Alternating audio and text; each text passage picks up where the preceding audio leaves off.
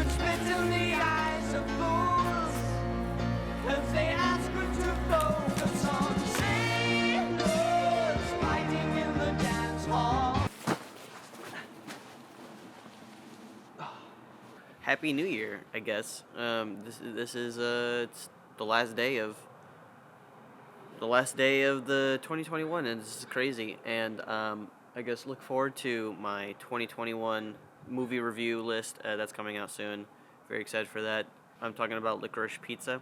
I finally watched it, and I'm super excited because this, next to like Dune and French Dispatch, were like my most anticipated movies of the year. If you've seen Once Upon a Time in Hollywood, this is essentially Paul Thomas Anderson's Once Upon a Time in Hollywood, in the sense where it's just sort of like a sequence, like a slice of life of like the 70s, and it just follows like two random characters, and they just do stuff, like random things just happen to them.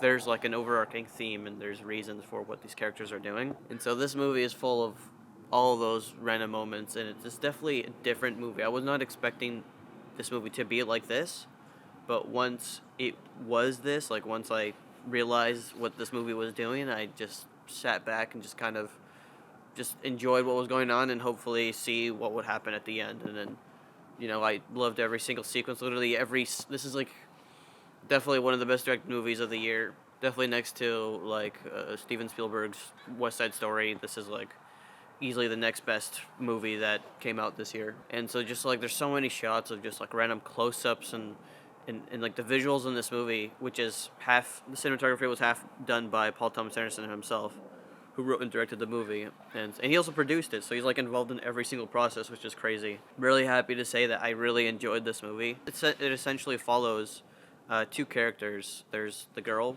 Alana and Gary Valentine, and so like all these characters are always so memorable. Both of the characters, they have such an interesting quality to them, and they're also just like, they literally look like two random people, just like two just random people. Like normally nowadays in Hollywood you have, two of the hottest looking guys, or people, whatever. But in this movie, it's like two people who like legit look like they just straight up existed at the time, and they fall in love, and that's like the story. Their romance is complicated. One is 15, the kid is 15, and the girl is 25. In that element, you might be like, bro, that's super weird. But like, if you think about like how the story works, like it's definitely weird. But like it's just like somehow you just get used to it. He's more of a dreamer. He's attracted to her because he's like more of an entrepreneur. He's more interested in the adult life. He wants to grow up. He's like an actor. He's like starting businesses. He's like an entrepreneur, and so he's attracted to her, in that sense. He's like, oh, an adult, wow. And then she is just sort of attracted to him because she kind of wants that life. She kind of admires the charm of like a 15-year-old, and like she admires the youthfulness of like him and all of his friends. She kind of likes that for some reason. And so like once you understand that element, it sort of makes sense. And so like their relationship isn't like explicitly like, like romantic or anything. It's just things happen to them, and they're both like just, you can tell like they're both sort of attracted to each other. And it's an interesting circle, or it's an interesting dynamic, because there's always times when Gary is like, he goes off, he's like slightly goes off, and then she's like, hey, what are you doing? And then he comes back, or she drifts off a little bit, and then he's like, hey, what are you doing? And then she comes back, and it's like this interesting way, like where they both realize, or they want each other, and they love each other, and they want the best for each other. A different type of romance movie for sure, and I just really like that whole premise.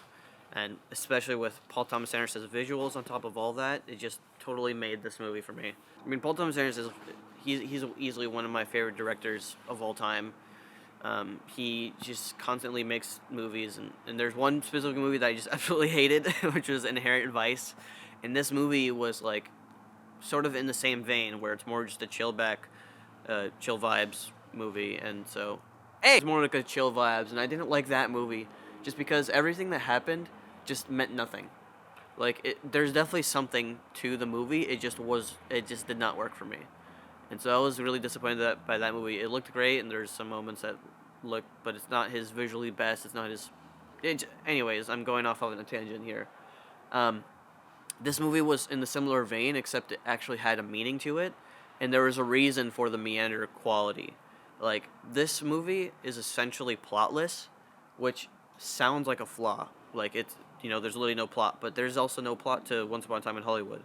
But in this movie, it works because it's sort of like a dreamy sequence of like memories. It's like somebody remembering this specific moment in time, like in the 70s, and looking back at all the best moments of that. And that was a really cool element, and that's why it kind of the whole movie feels a little dreamy. There's a lot of running sequences that I'm sure mean something, like maybe running towards your what you want, or like running away from your obligations in a sense.